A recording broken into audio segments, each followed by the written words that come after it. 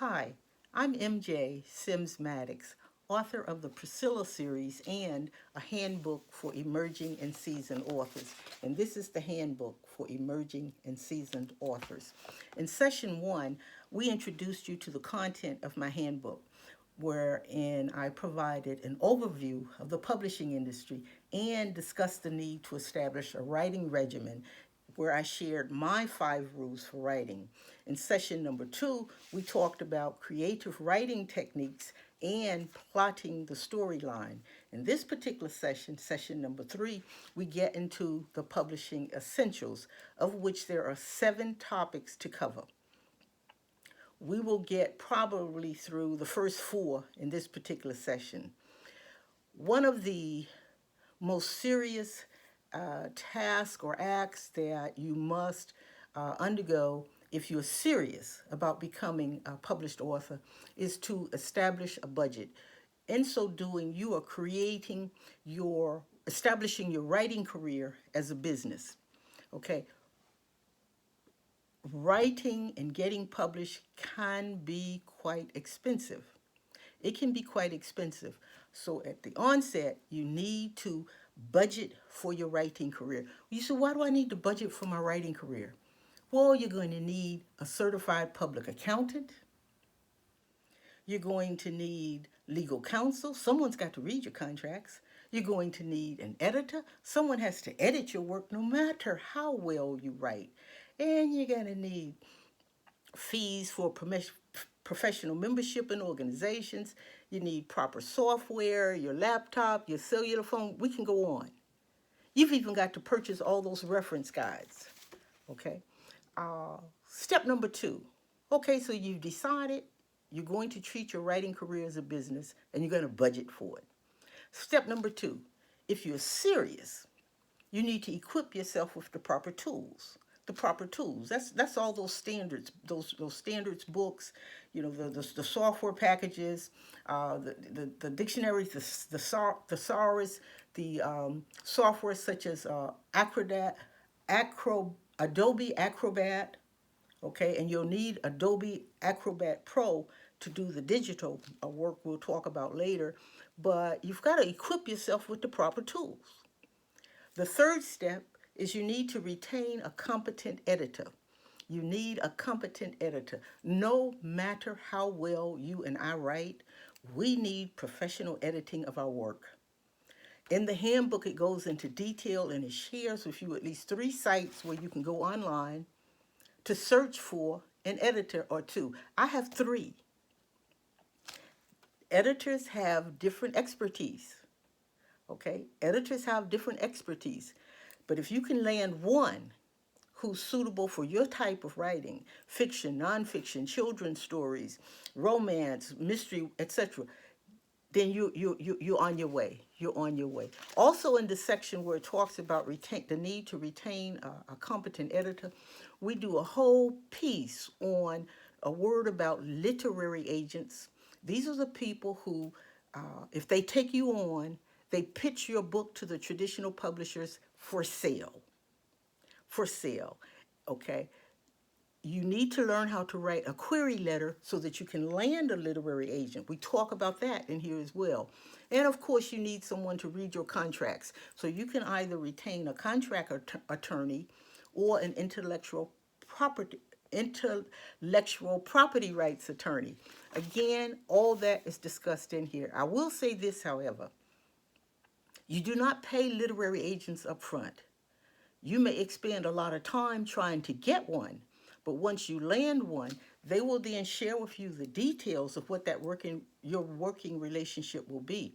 You will then sign a contract, which is where you need the attorney to help you understand, what your rights are and what benefits you will receive from that relationship with that literary agent and that publisher. Okay. Again, that's discussed in here, and examples of some pitfalls and some positive experiences that I've had are covered as well.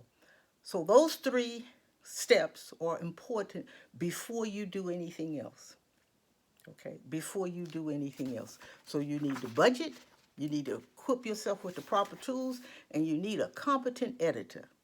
Now let's get into the nitty gritty, if you will, of the publishing essentials. One of the first things you need to do is to get a professional headshot. A professional headshot. In page 84 of my handbook, I share images of myself along the way from when I first got started to today. Your headshot should be within 2 to 3 years of your current age. Don't send someone something from back when you were in high school or college. Wherever you are now, that's the image you want to project in your promotional materials, on your book cover, etc. You also need to decide whether you're going to publish your work under your name or a pseudonym. Are you going to publish your work under your name or pseudonym? That's your choice. If you're operating as a business, your accountant will help you to apply for and acquire an employer ID number. You will not be operating as an individual. That's a different type of tax form. You will be operating as a corporation. Again, your accountant and your attorney will help you with that. There's also a section in here on what are called permission rights. Permission rights. Often when we write, we may reference someone else's work. Depending on how that is done, especially if someone else's work is copyrighted, you need to get permission to use that. And permission rights come with a cost. I have several permission rights that I purchased for this handbook, okay? Several permission rights. And I explain in here how you go about getting that, what the websites are, etc., etc., etc. The next item under publishing essentials is called copyright, as we've just alluded to. I copyright, as I mentioned in an earlier session, even my rough drafts. Even my rough drafts.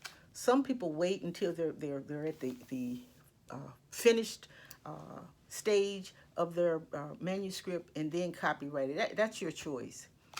But I copyright as much of my work as possible to be prepared to protect any claim against my work. Remember, your ideas and your written work belong to you. If you do not copyright it, you will surely lose it. This is the age of technology beyond description. If you talk about it on the phone, if you text friends about it, if you go on social media and share your ideas, they're gone. Copyright your ideas and your written material, okay? And then, of course, copyright your finished product. Copyrights last not only during our lifetime, but at least 70, that's 70 years following our death. So again, this is something that I go over in substantial detail in the handbook, give you the websites where to go to get copyrighted, etc. You also need what is called a bio, a biography, a short description of the author. Not your resume to get a job, but a description of you as an author. And there are examples given in the handbook. You need a blurb or a hook about your story. Not the synopsis, but something that's eye or ear catching about your story. That's called a blurb or a hook. Okay, now for the more technical items. Many people have said, what's an ISBN number? That's the international standard book number that is assigned to your book so that people anywhere in the world, libraries, bookstores, can obtain your book by the ISBN number. And you notice two phrases on that particular section. One is what we call the price barcode. The price barcode. People, you have to, if I haven't mentioned it, you've got to pay for your copyright. You've got to buy your ISBN. You have to buy the price barcode. Are you with me now on the necessity of the first step, budget for your writing career? Okay. We share with you in the handbook, how and what sites to go on to get these items, and we actually walk you through how to complete the forms. What is the next part of here? Okay, pricing. Pricing, since I mentioned price barcode. Too many wonderful writers have adopted the notion that they write because they enjoy writing. Okay. Oh, I don't want people to pay for my writing. That's not where I come from. I like what my friend and colleague Jim Nettles said, forget the starving artist, be the thriving artist. With just what I've shared with you to this point, someone has to pay for all of what has gotten you to this point. Okay, if we're talking about ISBN numbers and copyright, then you've got something to assign an ISBN number and a copyright. That didn't just fall out of the sky. It took time, effort, and lots of money to get that manuscript to this point. So you need to give some thought to pricing and the value of your work. Back in December of 2020, when I was producing this handbook, it occurred to me that that is such a significant subject that I needed to illustrate it. So I did a table. Showing or comparing the value of the US dollar in December of 2020 compared to 4 other currencies. Okay, so let's make this real simple. 1 US dollar compared to the British pound on December 7, 2020 was less than 1 British pound. 1 US dollar on December 7, 2020 was valued at 0.75 cents of a British pound, less than a pound. Now, 1 US dollar was valued at a little more than the Australian dollar. At the time, it took $1.34 of Australian money to buy 1 US dollar. Okay, back to Europe. The euro was comparable in cost and value at the time as the British pound. So 1 US dollar only bought 0.75 or 75 cents of a euro. The other currency I looked at was the Canadian dollar. At the time, 1 US dollar could buy $1.28 of a Canadian, the Canadian currency.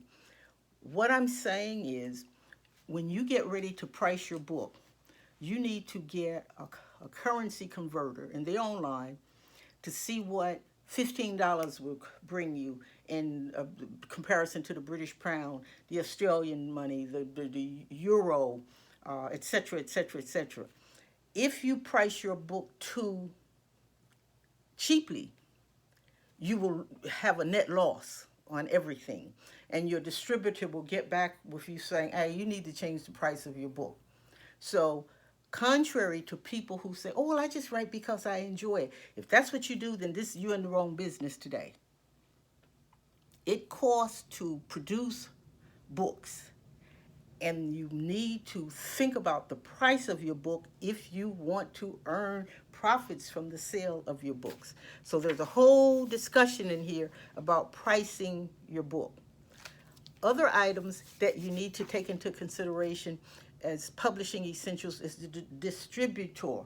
I share information in here about different types of distributors that are out there. These are the people that once you upload your document to their files, they are the ones that send it to Amazon and Barnes and Noble, etc., etc., etc. Okay? They ask for something called metadata, META, metadata. And this is everything possible about your book: the ISBN, the book's price, full and short descriptions, the target audience, is this children, young adult, whatever. All of that is covered in substantial detail. But that is something that we authors have to sit down and take the time to develop. Another item that we talk about in here are BISAC, B-I-S-A-C, BISACs. That's where it gets into lots of detailed information that the distributors are looking for. And again, it's too much to try and cover in this particular setting, but it is, outlined in the handbook. Okay, the other item that's a publishing essential is your printer. Most of us know local printers that are considered offset printers. You go in with a document, they copy, print, whatever, and hand it to you. That's if they talk about plates, PLATES, then they're an offset printer. But this is the 21st century, and much printing today is done digitally, which is what the remainder of this discussion will, deal with. Digitally. So you need what is called an on-demand printer who do the digital printing for you, and perhaps an offset. But as you progress in your writing career, you will know whether you even need an offset printer anymore. Okay, because even a lot of that is now, done online. Additionally, think about a website. You need to create a website. Anymore today, we cannot leave the promotion and sale of our books to someone else, certainly not to the distributor. We need to have, a stake in the game and risk. Back to the budget. You have to pay to have certain kinds of websites, okay, domain names, et cetera, et cetera, et cetera. So you need to create a website, a landing page, a domain name. And there's more that's in the area of promotions, but we don't want to get ahead of ourselves. Even with these parts, I share website links to help you along the way. So I don't just tell you you need to this. I show you how to do it, and I provide the direct access to those sites for you in the handbook. Finally, in this particular part, you need a bank account. You need a bank account and a payment plan. You don't want to just rely on your distributor to share with you your book sales for the month and the quarter. You want to keep your own record. So do your little spreadsheet and keep a record, okay, of your book sales. And finally, in this section, invest in a card reader. A credit card reader? A lot of countries today no longer take hard currency. So if you go to a book event or a book fair somewhere, you're going to need a card reader. All right. This pretty much covers that part of publishing essentials. As we prepare to move on, in the next session, we will actually get into converting your manuscript into an ISO validated digital file, and an ebook, and a Word About audiobook. So at this time, we're going to conclude this session on publishing essentials and pick up what conversions in the next discussion. Thank you and have a wonderful day.